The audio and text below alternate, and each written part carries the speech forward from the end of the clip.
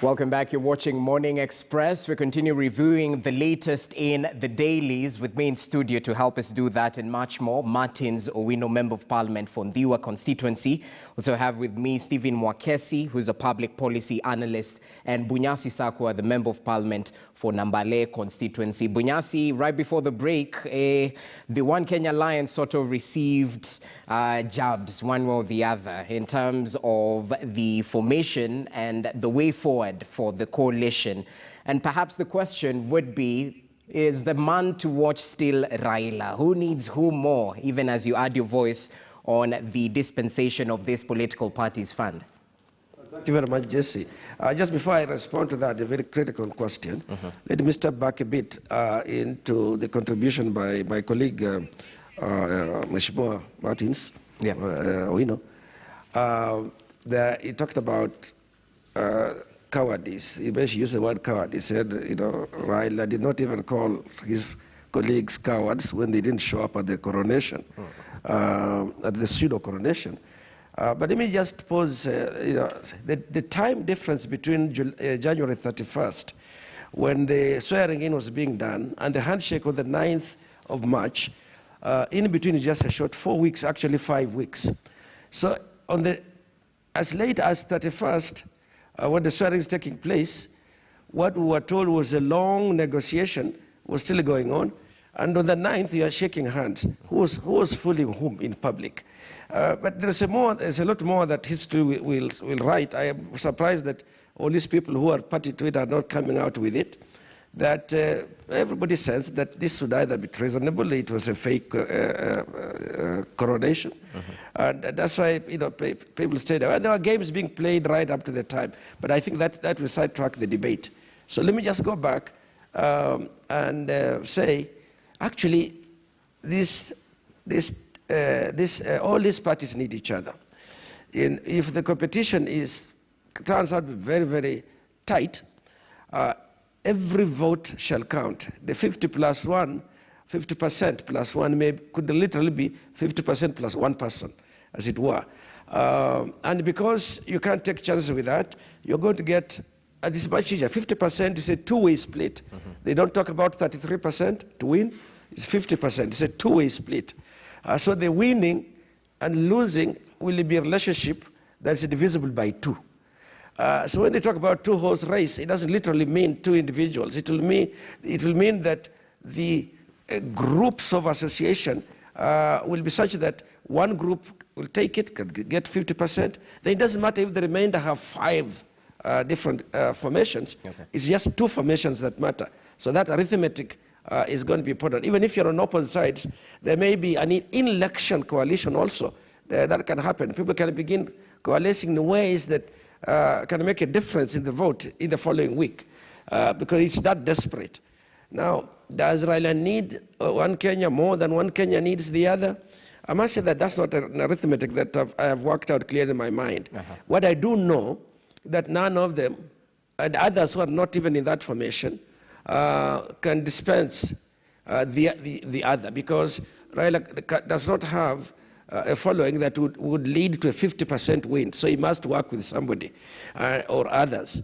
And Ruto does not, I also guaranteed the 50% win. I think the fear now is that he's ahead in the polls. But none of them has the 50% win. So you're going to find a lot of jostling going back and forth. What about the Jubilee remnants of the party, of the coalition? No, theirs now was a party. Which way will they move? One part has gone on with Deputy Ruto, the other part has to go somewhere. So there's still going to be a lot of maneuverings behind the scenes. And by the way, the absence of the leader of KANU, Senator Gideon Moi, was because he wasn't part of this marriage. And I guess he didn't want to be president during a divorce. He was not even there during the marriage, the wedding itself. So I do not think that this is really meant much the other day. Okay. Stephen Mwakesi, as we talk about arithmetics and coalitions, wouldn't a divided opposition be ideal in one way or the other for the UDA party going forward? And even as you talk about that, it seems the One Kenya Alliance chiefs are sort of filing pressure on KANU to sever the pact with Jubilee. But what say you about this? Jesse, when I look at this question about One Kenya Alliance, it's been something that has been discussed between parties that we've seen. This is Wetangula has always been there.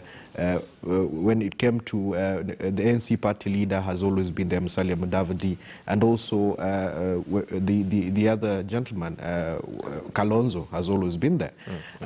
So because yesterday we saw the death of one marriage and the announcement that now they are together in what they call One Kenya Alliance. But Senator Gideon Moi, I think, has been very crafty in how he's looked at the issue of Jubilee. I think he's the only person who still believes Jubilee is a formidable party going into this particular election. And so for him to remain within the coalition with Jubilee, I think it's a survival tactic on his end. Because up until now, Jubilee has not even been clear on who the preferred candidate going into 2022 will be. So I think he's waiting by that gate to be the coalition's main race holder for 2022. It's a good idea on his part because I see he has not much competition when it comes to the Jubilee coalition. But when it comes to William Ruto, and whether he's waiting for a divided coalition, as you put it. I think William Ruto, as has been said by Mheshimiwa Sako Bunyasi, in as much as he might be saying that he can go at it alone, they can all combine together and face him, I think it's just too big of a chance for him to take. Okay. I still believe he needs as many people on his side as possible. And so for me, I do not believe he is wishing for a divided coalition. I think he'll also be looking at building his own coalition to go into 2022. So I'm really putting my odds on the fact that now that people are free to go wherever they feel that they can go, right. I think it's transfer season for him as well. He's one of those parties, or what you would call teams, that will be looking at who is available right now to put on his team so that he can win the Premier League that is 2022. Interesting. Yes. Since the transfer season is on, Martins, what say you, especially the cards on the table for your party leader, Raila Odinga, in case One Kenya Alliance is not tenable? Because we've had instances where second-term governors have also been fronted, with headlines such as this, where they quote, Raila has been isolated, and this is the same individual who's been mentioned as the enigma in Kenyan politics. Surely there must be something cooking. Isolated by who? I think that word is misplaced there. But let me first of all debunk this notion that Ruto is ahead. Last time I said, if you are dribbling a ball in the field alone, you may think you know how to play, but wait until the teams comes up, then you will be measured. You know, this Uda thing is hyped, and to me it's a bloated balloon that is very vulnerable to a single prick of a pin, and is deflated. Things will open up here. Nobody isolates Raila. In fact, we are now consolidating the ideas of our party members. We'll be in Kisii on Friday, and then Kakamega, and to all the former provinces, just to hear what our members are saying. We want to have that conversation. Raila does his things very systematically. He doesn't dictate. So members will come together. We'll give him a mandate to look for the coalition we are talking about. But as it is now, I'm happy Stephen have just got it. The man to watch is Baba, because he's a political engineer. You may not know what he's thinking, and it's good to bubble up on top here, but what is undercurrent you may not know. Soon, and I said in 2-3 months, we'll be talking about another system. We need a coalition, yes, because coalition is inclusivity.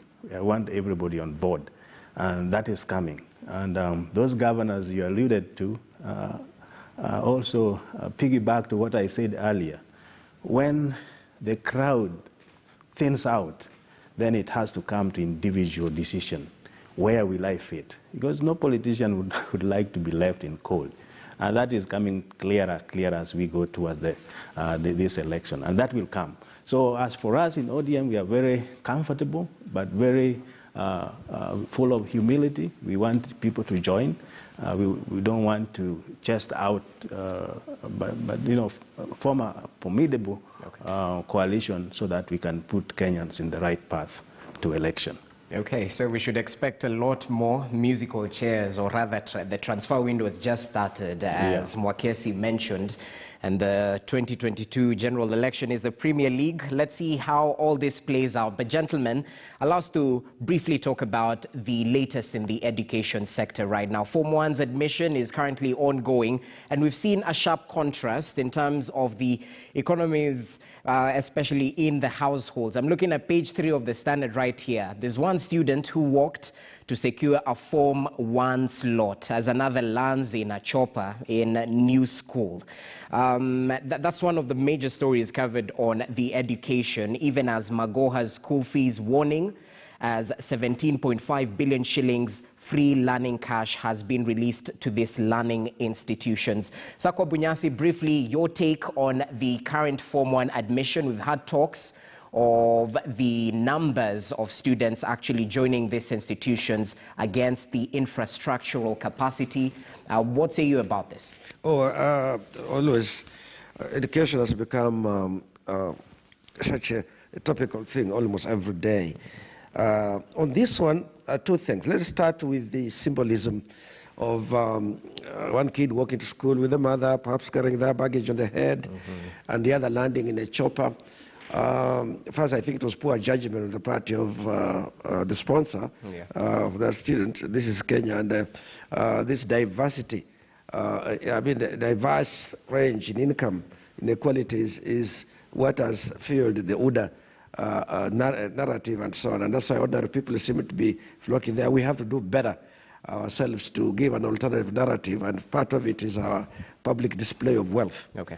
But I think that education is going to continue to be a challenge for this country, just given the nature of the demographic pyramid of this country. And I know that the country is crumbling. It's crumbling partly because the resources are limited.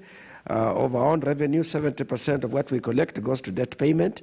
And what remains, as you can see, is a small proportion, only 30%, and then the rest of it must be filled up by borrowing. Okay. So we're in a tight place.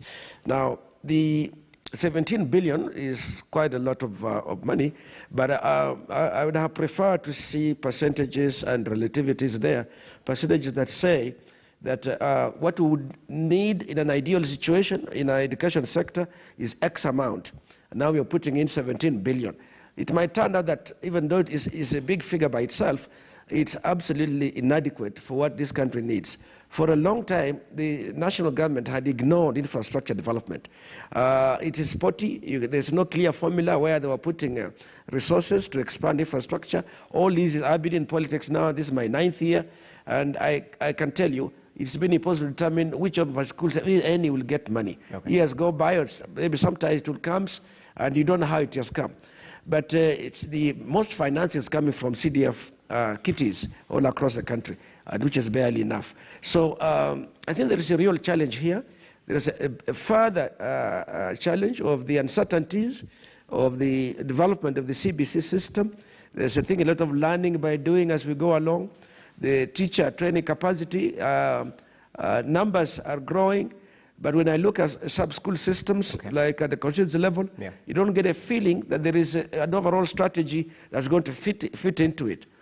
Teacher recruitment has become now even more secretive than it was before, where you had a fairly clear formula that could be monitored at local levels and so on. So I think there are challenges. Professor Magoha has not succeeded to get a working formula on the management of education expenditures and on the issues of fees. All right. School teachers have been barred, principals have been barred from levying, but then the window is opened widely that if the boards agree, then they can levy. These boards agreements are done by influential people on these boards. I don't get a sense that there's a clear awareness about the suffering of the majority of the Kenyans. And levies are high.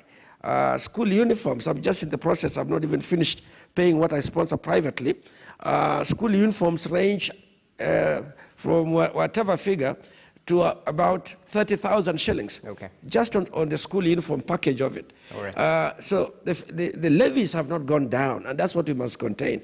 Poor countries that are about the same level of wealth as Kenya have succeeded to manage the educational expenditures, and the public education is public education, but Kenya has allowed too many loopholes.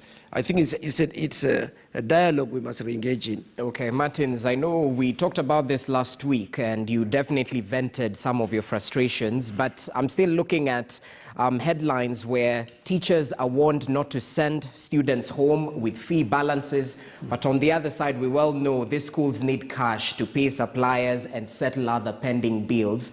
And we noted that they started last week without the much needed money in terms of capitation. But what say you about the current education scene in the country? Rogers, is a mess, and we need to have a national conversation on this. I think the symbol of one going with a chopper, another one can't go at all, shows the inequality in our education. We got it from independence. I think this was the UNESCO Charter, that right to education is for every child. We tried free education in 1970s. It failed. Then we tried NAC, when NAC came, tried again, and now it was picked up by Kibaki again, and now under transition by Uhuru. You see, we are here and there. But we got it at one point when there was a primary schooling, then there was a secondary schooling, then there was a high school, Form 5 and Form 6, then National Youth Service, then a kid would go to a university. All these were places to give a parent some way of breathing in terms of tuition. That was perfect model for education at each level. Right now, 100 transition, yes, is good. But is it quantity or quality? I think that's what Bunyasa talked about. The HR for education is very key, and infrastructure. They are not there. In my constituency, I run a foundation also that sponsors orphans. I cannot even cope up with uniform because it's unattainable. Now, that said, that we need a national conversation to see, we need a think tank to make sure that our education is put in order, and consistency is a key. The other thing is to define what it is. If we say free education, how free it is. Because right now, it's not free. And a kid in Kenya high school is not the same as a kid with Ratanga school in my place. Okay. So what we are saying here, parents and children are having mental torture in terms of their expectation. And uchumi is so bad that parents do not even have money. So I would call upon the ministry and their policies, because there's a disconnect, Rogers. Look at it this way. Okay. They release a policy today which is not realistic on the ground. Don't send kids. How do you maintain them, especially in boarding school? And kids sent frequently will also affect their performances and mental health.